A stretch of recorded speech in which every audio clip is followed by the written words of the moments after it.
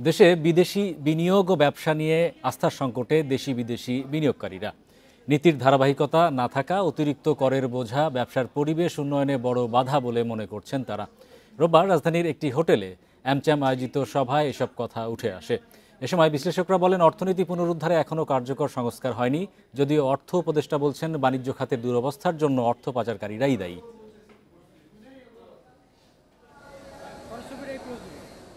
2016-17 অর্থ বছরের চেয়ে জিডিপির অনুপাতে গত অর্থ বছরে বেসরকারি বিনিয়োগ ছিল কম। সেই সঙ্গে বিদেশি বিনিয়োগ কমে দাঁড়ায় জিডিপির মাত্র 0.3 ভাগে। বিনিয়োগের পরিবেশ উন্নয়নে অন্তর্বর্তী সরকারও গত 5 মাসে প্রত্যাশা অনুযায়ী কাজ করতে পারেনি বলে মত ব্যবসায়ীদের। আমেরিকান চেম্বার অব বাংলাদেশ আয়োজিত সেমিনারে তারা অভিযোগ করেন, এনবিআর, বাংলাদেশ ব্যাংক সহ সরকারি সংস্থাগুলো এখনও হয়রানিমুক্ত হয়নি। অনেকে এদেশে ব্যবসার ভবিষ্যৎ নিয়ে চিন্তিত।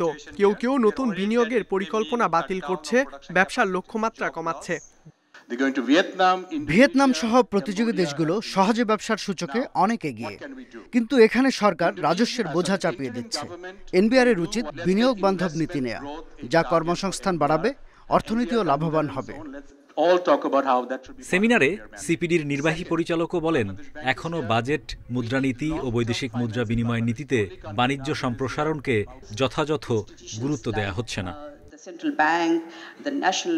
বাংলাদেশ ব্যাংক, এনবিআর, বিডার মতো গুরুত্বপূর্ণ সরকারি সংস্থাগুলো যাতে স্বাধীনভাবে কাজ করতে পারে তেমন সংস্কার এখনো হয়নি। অর্থনীতি পুনরুদ্ধারে বাণিজ্যের সম্ভাবনা কাজে লাগানোর পরিবর্তে সরকার যেন বিদেশি ঋণের পেছনেই ছুটছে।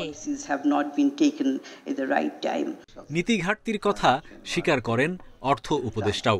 বলেন, বাণিজ্যের দুরবস্থার জন্য অর্থ লোপাট করে পালিয়ে যাওয়া ব্যবসায়ীরাই দায়ী। নাজুক অর্থনৈতিক অবস্থায় দায়িত্ব নিয়ে কয়েক মাসের ব্যবধানেই অনেকটাই উন্নতি করেছে বর্তমান সরকার। এনবিআর, বাংলাদেশ ব্যাংক সহ অনেক জায়গায় চ্যালেঞ্জ আছে। আগামী বাজেটে ব্যবসায়ীদের মতামতের ভিত্তিতে ব্যবস্থা থাকবে। কাস্টমস পর্যায়ে অটোমেশন গুরুত্ব পাচ্ছে বলে জানান এনবিআর চেয়ারম্যান। তিনি স্বীকার করেন, ভ্যাট ও আয়কর আদায়ের দুর্বলতায় রাজস্ব আহরণে চাপ বাড়ছে কর্পোরেট খাতে। Hari Saha, independent news, Dhaka.